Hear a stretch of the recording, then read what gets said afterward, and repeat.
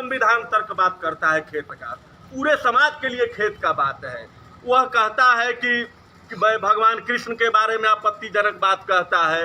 वह हिंदी देवी देवताओं के तो हो गया, जाति विशेष पर सामान्य जाति के जितने भी, चाहे वो ब्राह्मण है, राजपूत हैं, भूमिहार हैं, उनके यादव इन पर भी टिप्पणी करता है। तो यह टिप्पणी वह कहता है कि हम बाबा साहब भीमराव अंबेडकर के सपने को साकार करने जा रहे हैं। तो बाबा साहब, मैं आपके प्रेस कॉन्फ्रेंस के माध्यम से, आप सभी के न्यूज चैनल के माध्यम से यह प्रश्न चिन्ह खड़ा करना चाहता हूं कि बाबा साहब भीमराव अंबेडकर के लिखित संविधान में कौन सा ऐसा खंड वर्णित है जिसमें दिया गया है कि किसी जाति विशेष के ऊपर आप टिप्पणी करिए, किसी धर्म के ऊपर टिप्पणी करिए। अगर यह टिप्पणी करते हैं और ट्विटर, फेसबुक उनको नहीं रोकता है, इससे यह प्रमाणित होता है कि यह सरकार के द्वारा प्रायोजित अभियान है कि जाति विशेष को, हिंदू को आपस में लड़ा करके तोड़ो।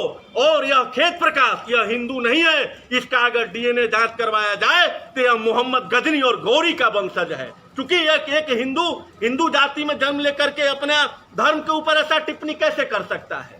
तो यह बाबा साहब भीमराव अंबेडकर के सपने को साकार करने का के लिए पत्रकारिता नहीं कर रहा है, बेकार करने के लिए पत्रकारिता कर रहा है। और जिस प्रकार से यह बाबा साहब भीमराव अंबेडकर का नाम लेकर के बोलता है, उससे यह लगता है कि आने वाले दिनों में बाबा साहेब भीमराव अंबेडकर का सरेआम हर चौक चौराहे पर पुतला दहन किया जाएगा, अगर इस प्रकार के पत्रकारिता करने से सरकार अगर नहीं रोकती है तो। एक पत्रकार अभी आपने नहीं कहा यूट्यूबर है, सोशल मीडिया पर बहुत वो अपने आप को बोलते हैं कि पत्रकार हैं। उसके बाद आप जितने अभी जो संसद में सदस्य हैं, चाहे चिराग पासवान जी का बात कर लें या अन्य जो इनके पक्ष में चिट्ठी लिखे हैं, उन्होंने लिखा है कि दलित पत्रकार के ऊपर हमला करने का प्रयास।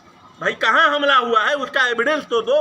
अगर आप हमारे, यह तो एक संवैधानिक बात है, कोर्ट के तरफ से या भारतीय संविधान का नियम है कि अगर हमारे ऊपर कोई हमला करता है, चाहे वो हमला प्रत्यक्ष रूप से हो, चाहे हमला अप्रत्यक्ष रूप से हो, उसका मैं प्रतिकार कर सकता हूं, संविधान वर्णित बात है। तो भाई अमृतांशु वश जी ने क्या किया?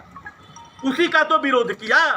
वो क्या जान रहे थे कि ये कौन जाति का है? जिस दिन अमृतांशु वश जी ने खेत प्रकाश का विरोध किया, उस दिन तो अमृतांशु वश जी यह भी नहीं जान रहे थे कि यह जो खेत प्रकाश है किस जाति का है। तो हरिजन एक्ट लगाने की बात ही कहाँ से आती है? यह तो बिल्कुल ही गड़बड़ है। और बहुत सारे थानों में इनके खिलाफ आवेदन दिया गया, लेकिन वहां पर एफआईआर दर्ज नहीं लिया जा रहा है। तो इससे यह तो साफ सरकार का मानसिकता दिखलाई देता है। आखिर बिहार पुलिस भी क्यों चुप है? बिहार